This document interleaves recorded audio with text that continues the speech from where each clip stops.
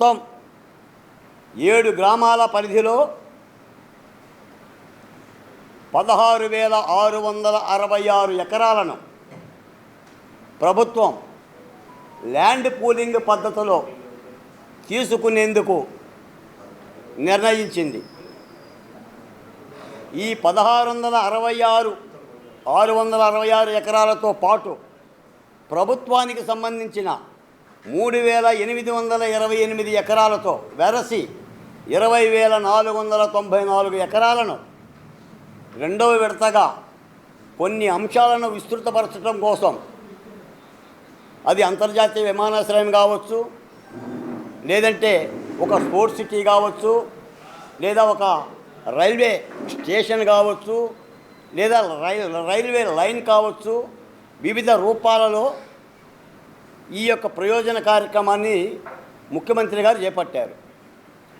దీని మీద చాలామందికి చాలా సందేహాలు ఉన్నాయి. నివృత్తి చేయాల్సిన బాధ్యత ఈ ప్రభుత్వంలో భాగం పంచుకుంటున్న, ఉద్యమంలో భాగం పంచుకున్న నాకు కానీ, నా సోషల్ వెల్ఫేర్ బోర్డుకి కానీ ఉంది.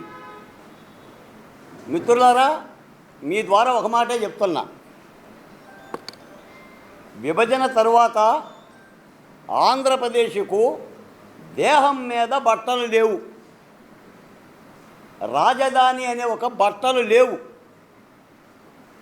ఆంధ్రప్రదేశ్ని బట్టలు లేకుండా విభజించి మీ రాజధాని మీరు కట్టుకోండి అని ఆనాటి కేంద్ర ప్రభుత్వం పార్లమెంటులో బిల్లు చేసి పంపితే, ఆ పరిస్థితుల్లో చంద్రబాబు నాయుడు గారు ముఖ్యమంత్రి అయ్యారు.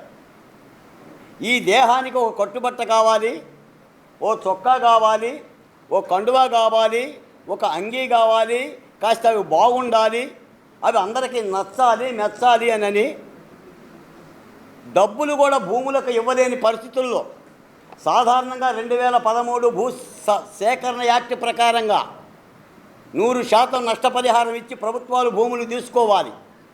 ఆ 100% నష్టపరిహారం ఇచ్చే స్తోమత, ఆర్థిక లోటు కలిగిన నూతన శిశువు ఏపీకి లేదు. కాబట్టి కొత్త సిస్టమ్, దేశం గర్వించే స్థాయిలో కొత్త నూతన పద్ధతిలో భూ సమీకరణ ల్యాండ్ పూలింగ్ సిస్టమ్ ద్వారా 34,348 ఎకరాలని సేకరించడం జరిగింది. అందుకు రైతులు సహకరించారు. ప్రేమగా, ఆప్యాయంగా తరాలు నమ్ముకున్న భూమిని దోషులతో పెట్టి సిఆర్డీఏ అధికారులకు ప్రామిసరీ నోటులా రాసిచ్చారు. ఆ సన్నివేశంలో అమరావతి పుట్టింది. అంటే ఒక తల్లి కనుక ప్రసవించటానికి పురిటి నొప్పులు ఎలా అయితే పడిందో అన్ని నొప్పులు పడి అమరావతి శిశువు పుట్టింది.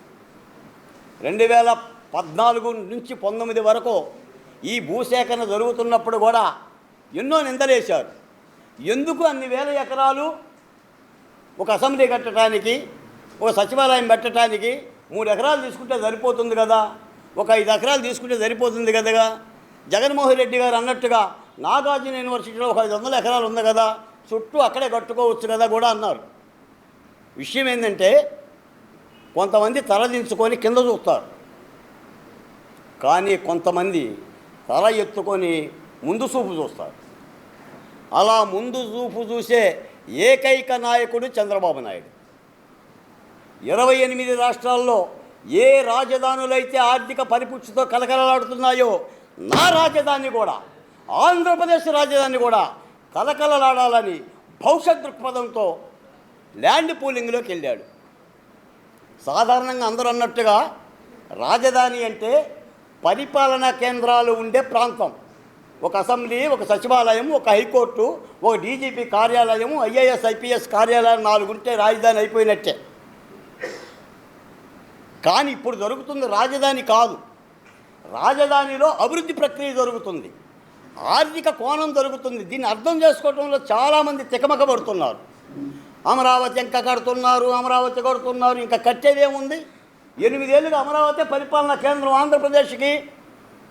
గతంలో చంద్రబాబు నాయుడు గారు 3 ఏళ్ళు పరిపాలించారు, జగన్మోహన్ రెడ్డి గారు 5 ఏళ్ళు పరిపాలించారు, మళ్ళీ కుటుంబ ప్రభుత్వం వచ్చాక 2 ఏళ్ళు పరిపాలన జరుగుతుంది. అమరావతి ఆల్రెడీ బిల్డ్, అమరావతి నిర్మాణం అయిపోయింది. జరుగుతున్నది అమరావతిలో అభివృద్ధి. మీకు ఒక మాట చెప్తా, అమరావతి ప్రాంతంలో నేలల్లో బంతిపూలు పూసాయి.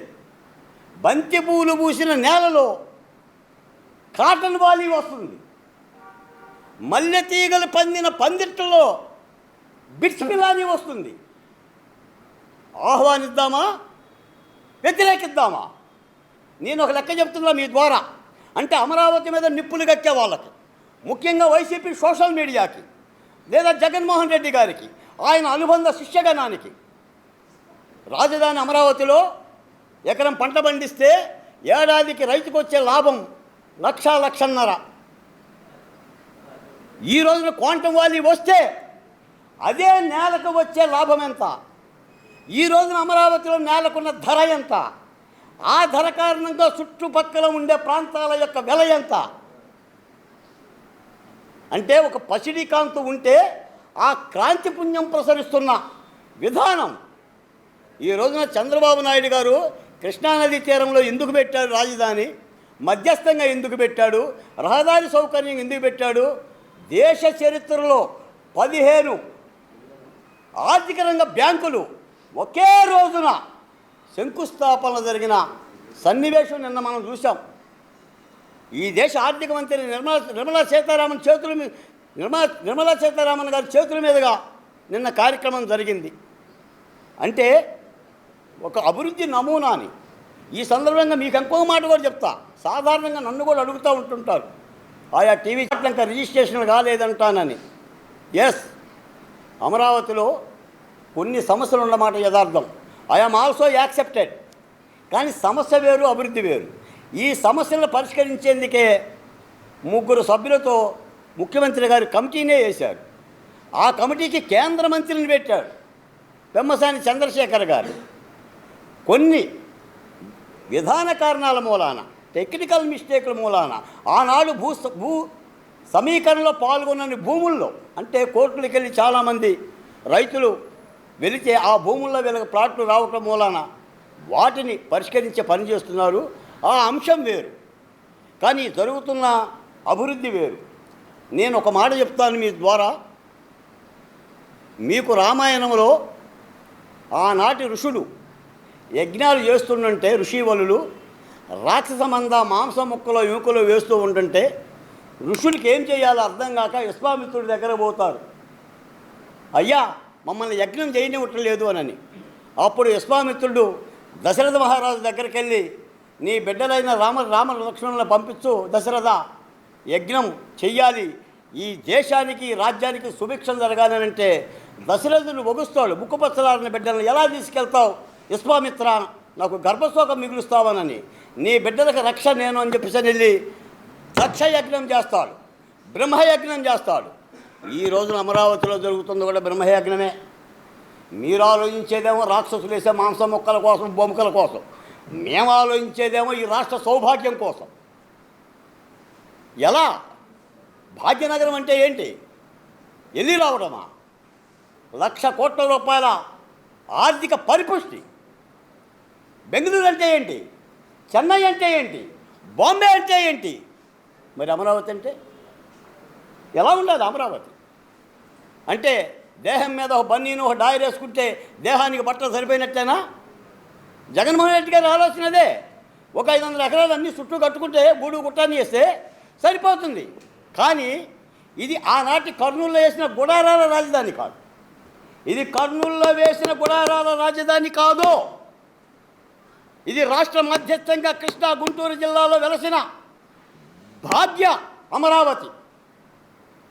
భవిష్యత్ తరాలకి నిలబడే విధంగా జరుగుతున్న ఈ ప్రక్రియని అర్థం చేసుకోవాల్సిన అవసరం ఉంది. సమస్యలు ఉంటాయి. ఈ రోజున రైతులకు చెప్తున్నా, రైతుల ద్వారా అన్ని రాజకీయ పార్టీలకి, విపక్ష పార్టీలకు కూడా చెప్తున్నా, సమస్యలు ఉంటాయి, సమస్యలు పరిష్కరించుకోవాలి. ఈరోజు సమస్య ఉంటుంది, రేపు ఉంటుంది, ఎల్లుండి ఉంటుంది. కాలానుగుణంగా వస్తున్న విషయాల్లో కొత్త సమస్యలు వస్తాయి. కొత్త సమస్యలు కూడా పరిష్కరించుకోవాలి. జరుగుతుంది యజ్ఞం కాబట్టి.